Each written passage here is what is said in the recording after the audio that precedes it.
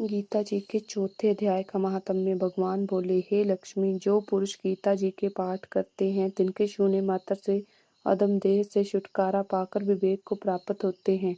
लक्ष्मी जी ने पूछा, हे महाराज, श्री गीता जी के पाठ करने वाले को छूकर कोई जीव मुक्त भी हुआ है?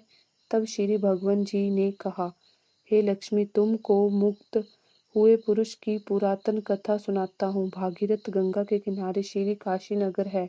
वहाँ एक वैष्णव रहता था। वह श्री गंगा जी में स्नान कर श्री गीता जी के चौथे अध्याय का पाठ किया करता था।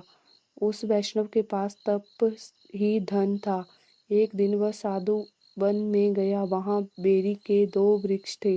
वह साधु उनकी छाया में बैठ गया और बैठते ही उसको निंद्रा आ गई। एक बेरी ने उसके पाँव लगे और दूसरी बेरी के साथ सिर लग गया तो दोनों बेरियों आपस में कांपकर धरती पर गिर पड़ी। उनके पत्ते सूख गए। परमेश्वर के कहने से वे दोनों बेरियां ब्राह्मण के घर जा पुत्रियां हुई। हे लक्ष्मी, बड़े पुण्य संचित कर मनुष्य देह मिलती है। दोनों लड़कियों ने उग्र तप करना प्रारंभ किया। जब दोनों बड़ी हुई तब उनके माता पिता ने कहा, हे पुत्रियों, हम तुम्हारा विवाह करते हैं। तब उन दोनों ने उत्तर दिया, हम विवाह नहीं करती। उनको अपने पिछले जन्म की सब बातें याद थी। वे पवित्र जाति में जन्मी थी। उन्होंने कहा कि हमारे मन में एक कामना है, यदि ईश्वर उसे पूर्ण करें तब बहुत भली बात है।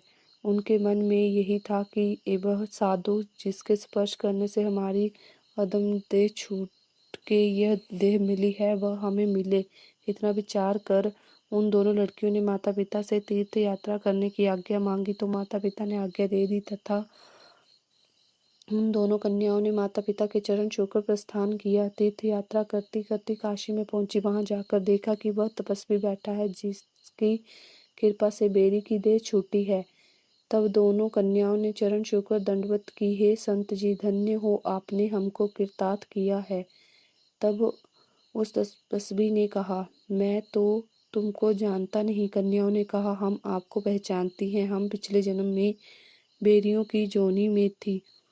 आप एक दिन वन में आए। अधिक धूप के कारण बेरियों की छाया तले आ बैठे। लंबा स्थान न होने के से एक बेरी के चरण और दूसरी को सिर लगा। उसी समय हम बेरियों की देह से मुक्त हुई। अब पिपर के घर में जन्मी हैं, बड़ी सुखी हैं। आपकी कृपा से हमारी गति हुई। तब तपस्वी ने कहा कि इस बात की खबर न थी, तुम्हारी क्या सेवा करूं। तुम ब्रह्मा रूप उत्तम जन्म श्री नारायण जी का मुख हो। तब उन कन्याओं ने कहा, हमको श्री गीता के चौथे अध्याय का फल दान करो, जिसको पाकर हम देव देही पाकर सुखी हों। तब उस तपस्वी ने चौथे अध्याय के पाठ का फल दिया और कहा कि तुम्हारी मुक्ति हो। इतना कहते ही आकाश से विमान आए। उन दोनों ने देव देव पाकर वैकुंठ को गमन किया। फिर तपस्वी को ज्ञान हुआ कि श्री गीता जी के चौथे अध्याय का ऐसा महात्म्य है। तब श्री नारायण जी ने कहा, हे लक्ष्मी, ये चौथे अध्याय का महात्म्य है जो मैंने तुमको सुनाया। जय श्री हरि नारायण।